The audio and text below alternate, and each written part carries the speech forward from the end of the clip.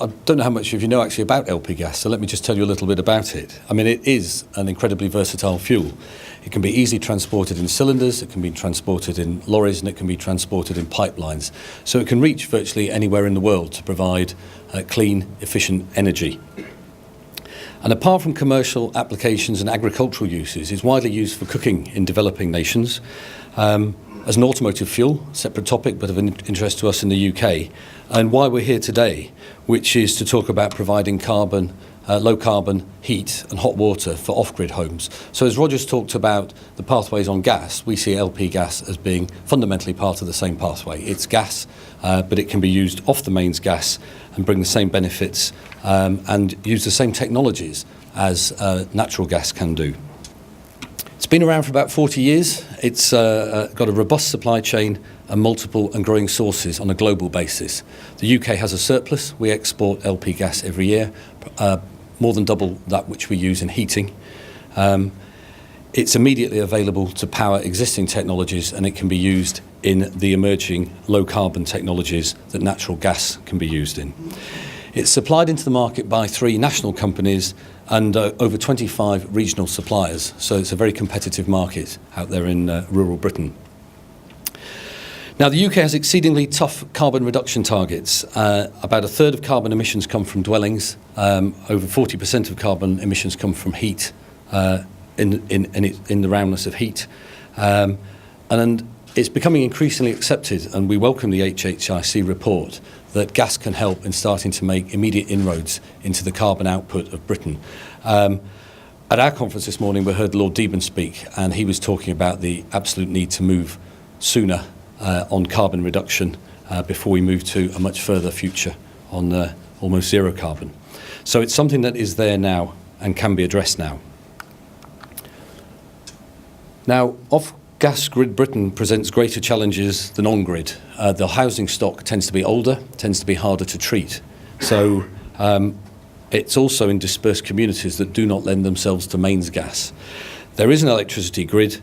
It is at its weakest in many parts of rural Britain.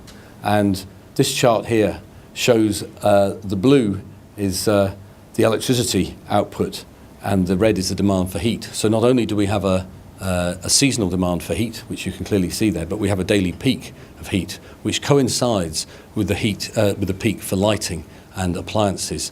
So around about early evening in winter, you've got the highest peaks on a regular basis during the working week.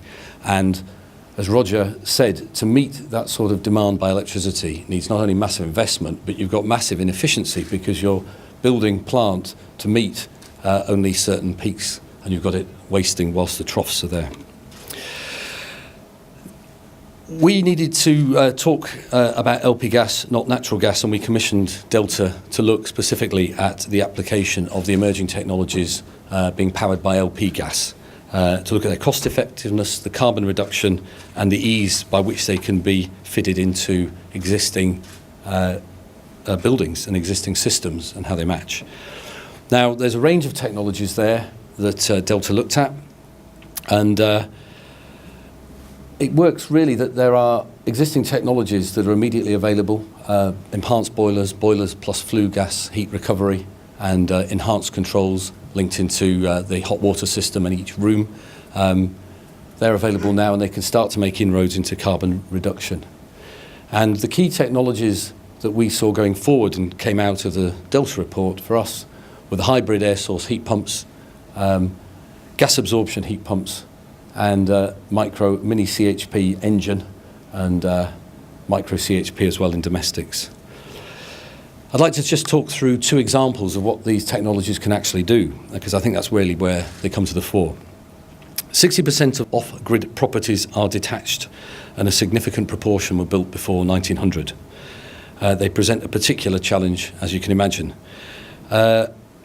The mix of low-carbon technologies that Delta suggested based on those range of options there can give savings of 19% in carbon output when compared to a modern LP gas boiler.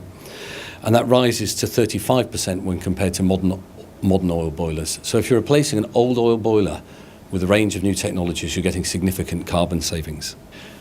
Now, it's as easy to forget businesses in off-grid areas. It's just as important to the rural community as it is to cities and towns. and there are tens of thousands of small rural businesses.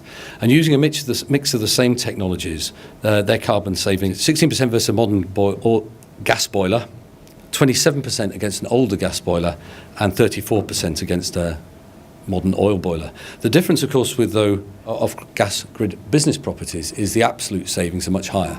They use a lot more energy, and therefore, in tonnes terms, there's much more saved. And the hybrid air source heat pumps, to give you some example, an LP gas heat pumps can reduce carbon emissions by anywhere from 3.5 to 6 tonnes per annum, depending on the current technology being used. And that rises to 7.5 tonnes to 16 tonnes, depending on the technology in commercial buildings. Delta produced this timeline, which discusses really which technologies are available now, which ones are coming to the market, and they've based their prediction on a range of these technologies. So I'd like to finish by saying that UK LPG member companies are seriously up for the challenge of contributing to Britain's low-carbon future. We are already in discussions with DEC. We are building on Roger's pathway discussions, and we're going to discuss with them the role LP gas can play. But as Roger said, in the end, it's industry who has to deliver these products. And whilst, and along the line with Roger, we are looking for government to set a scenario, a stable scenario, in which industry can invest and which our member companies can supply.